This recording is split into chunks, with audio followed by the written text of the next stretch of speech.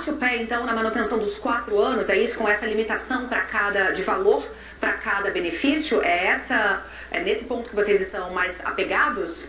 A proposta apresentada pela transição é de excepcionalizar o programa, ou seja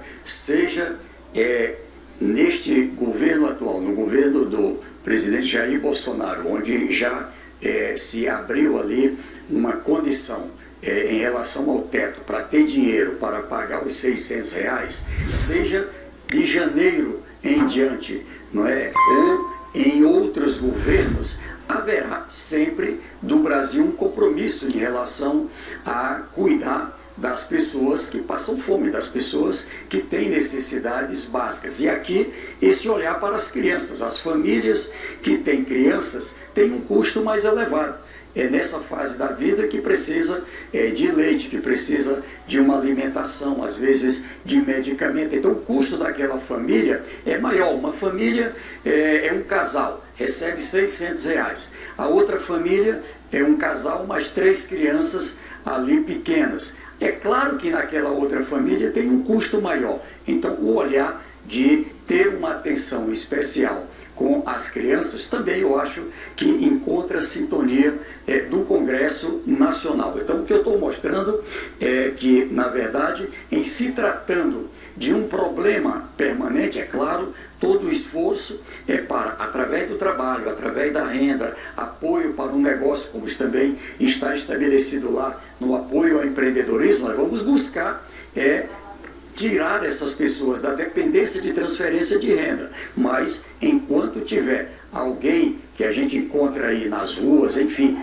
passando fome, é preciso o Brasil ter essa responsabilidade. Ora, se é um problema permanente, por que a gente vai deixar para que todo ano tenha uma atenção? Coloca ou não coloca? Abre ou não abre a excepcionalidade? Então eu acho que assim como fazemos com outras áreas a garantia de recursos permanente, também eu acho que é justo e há sensibilidade para isso, esse cuidado especial com os mais pobres.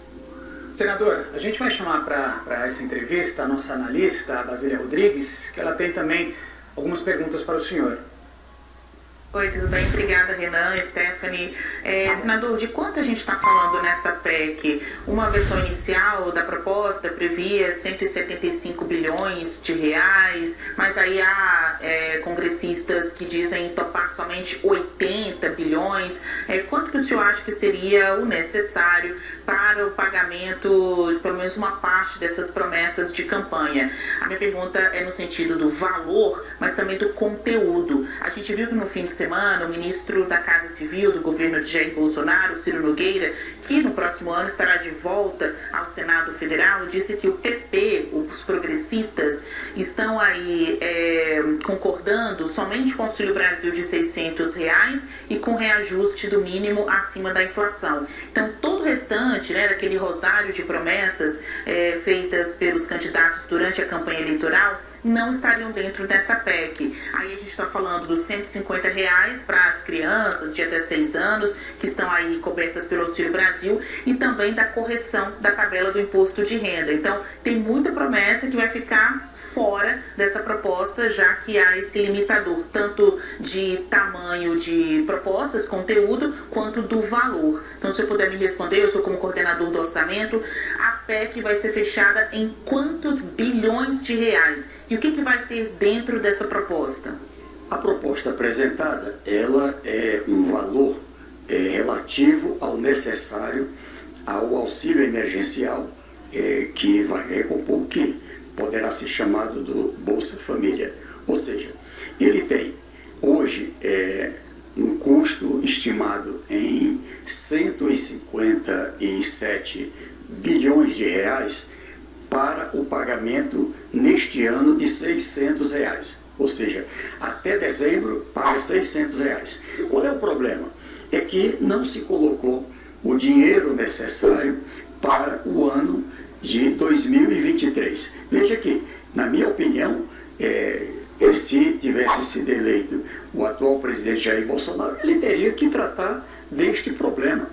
Então, o que nós temos hoje é uma série de artifícios e eu presidente Lula tomou a decisão, não, nós vamos tratar de uma forma concreta. Então, sim, é o valor total, são esses 157 bilhões, mais 18 bilhões para esse auxílio de R$150 por criança. Nós estamos falando aqui de próximo de 9 milhões de crianças que estão hoje numa situação muito crítica, e aqui eu acho que essa sensibilidade que está com o presidente da República, ela está com todos os parlamentares. Eu, inclusive, agradeço a posição do senador e ministro da Casa Civil, Ciro Nogueira, meu conterrâneo do Piauí, porque ao colocar uma posição do Partido Progressista, do qual ele é presidente, um partido que tem uma bancada grande dentro da Câmara e do Senado, sinaliza, não é, para um caminho que facilita a aprovação.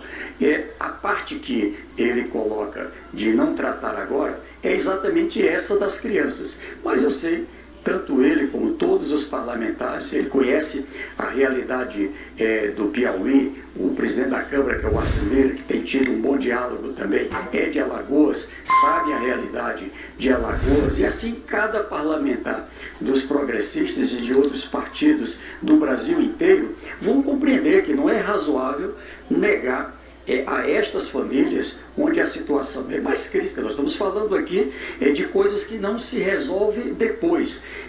Aquela desnutrição, aquela falta, não é, da ração básica, da alimentação básica, do leite, não é, do cálcio, de um conjunto de complementos ali nessa idade de bebê de 1 ano, 2 anos, 3 anos, 5 anos, 6 anos, não se pode consertar mais à frente. É o momento da formação desse brasileirinho, dessa brasileirinha, e a gente tem que tratar com todo o carinho. Por isso, eu quero seguir no diálogo com o senador e ministro Ciro Nogueira, com todos os partidos, junto com outros líderes, para a gente, se Deus quiser, chegar ao entendimento e colocar o valor necessário, com muita responsabilidade. Ninguém está colocando nada diferente. Eu acho que aqui, como eu disse, o ponto que a gente vai ter que examinar ali há um conjunto de áreas que o dinheiro que tinha, o dinheiro que tem hoje não é suficiente. Então, vamos ter que examinar o que se deixa de fora. Eu acho que todos os pontos que estão colocados ali merecem muita atenção e vão receber do Congresso, na minha opinião, a aprovação. É que 157 mais 18, a gente volta aos 175 bilhões de reais, né? Então, conversa, anda, o governo eleito não abre mão dos 175 bilhões de reais? Não se trata de abrir mão, assim, perguntar. Cada um de nós, em cada lugar, anda. Você sai aqui em Brasília, em São Paulo, no Rio de Janeiro, em Porto Alegre, em Teresina, em Fortaleza, em Manaus, em qualquer lugar onde você sai, é visível a quantidade de pessoas que estão passando fome. São pessoas em barracas, são pessoas debaixo da ponte, são pessoas de rua. Nós estamos falando de seres humanos, não estamos falando de nada abstrato. Então, é por essas pessoas. Aqui se trata da vida. Eu acho que essa PEC, inclusive, ao invés de ser o nome de PEC da transição, ela é a PEC dos pobres, ela é a PEC da vida. Ela é um projeto que coloca o ser humano no orçamento da União. É colocar o povo no orçamento, colocar os mais pobres no orçamento. Isso não é só um discurso de campanha. Isso